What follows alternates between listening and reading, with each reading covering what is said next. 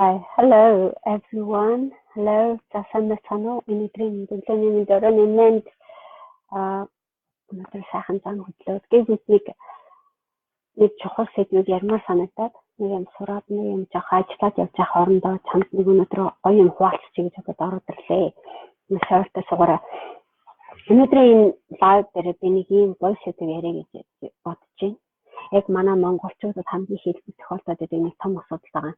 Манай монголчууд бусдад өгсөөр байгаад ядарсан хүмүүс маш их байна.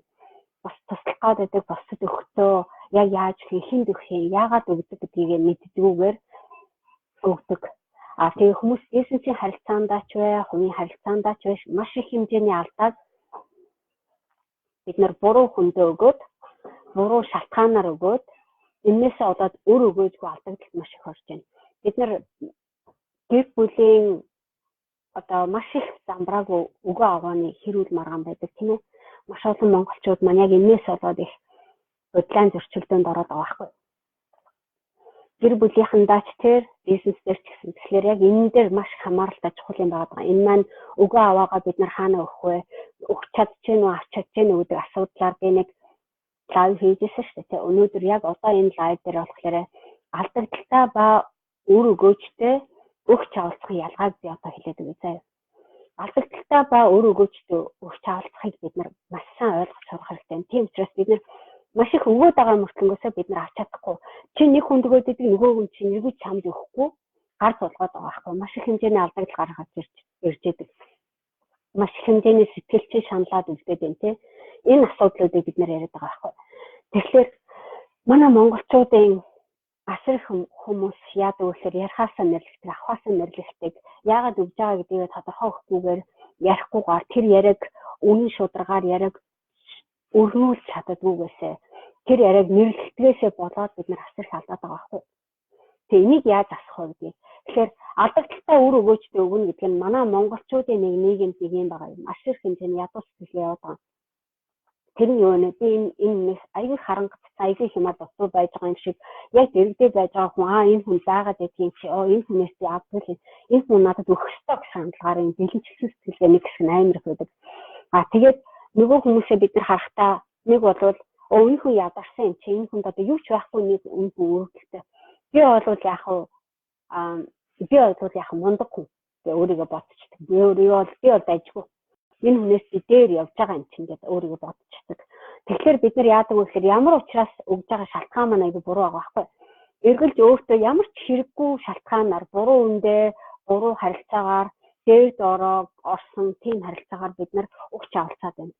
Тэр энэ харилцааны чинь гол зовлон нь яадаг вэ гэхээр бид нар бүгдээр ядуу сэтгэлгээний орчинд байгаа. Яагаад бид нар ядуу байгаа юм тэгэхээр би чамаас дээр юм уу, би чамаас доор байна гэдэг үзэлтэйгээр бид нар харилцаад байгаа учраас нөгөө хүнээ өөр юм надад өгөх хэмжээний чадвар байхгүй гэж ойлгочтой. Тэгэхээр бид нар мөнгөийг ч юм уу, эсвэл гэр бүлийн харилцааг ч юм уу өгөө аваанд оруулах чадахгүй, горцгой итгэлтлээ зөв тавьж чадахгүй учраас нөгөө зав чиний хөдөлмөрлөд олсон мөнгө чинь эргэж хизээ чамд ирэхгүйгээр өөр хэн нэгэн хүнд очоод нөгөө хүн чинь эргүүлээд байгаа чамд тавьсан найдлах ч юм уу, чамд итгэх итгэл ч юм уу ингээд асар их хэмжээний өөрөөр тоглолтууд явагдаад бид нар зөвхөн мөнгөний арилжаа хийгээд байгаа юм шиг атлаа.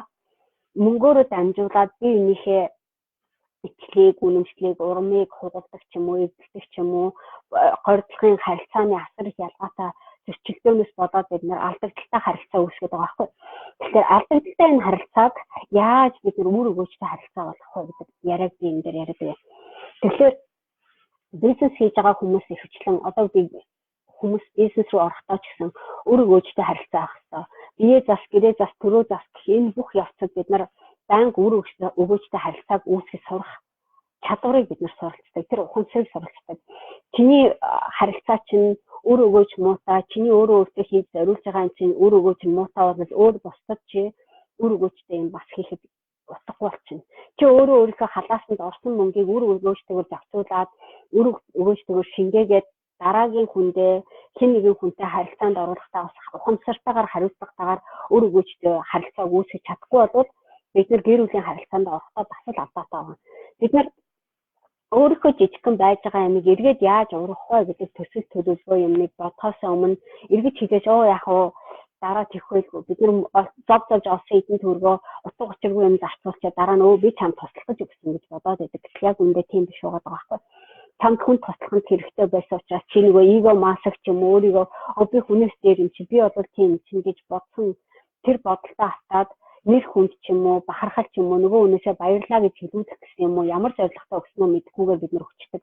За энэ ганц тусалт чи нэг өөртөө чи байгаад байгаа мó эсвэл тэр хүн чамд өөртөө байгаад байгаа мó тэрийг мэдхгүйгээр бид нар асар ухамсаргүйгээр тэр хувийнхаа одоо хэдэн төгрөгийг хувийнхаа цаг хөдөлмөр хөлс энерги бүх юмыг дэмий энд гаргадаг.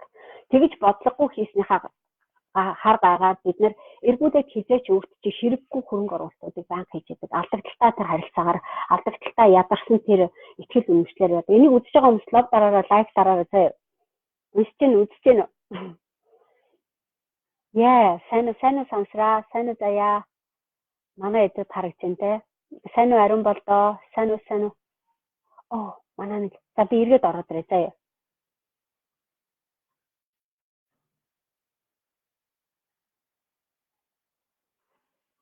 Эргээд би ороод ирээ заяа.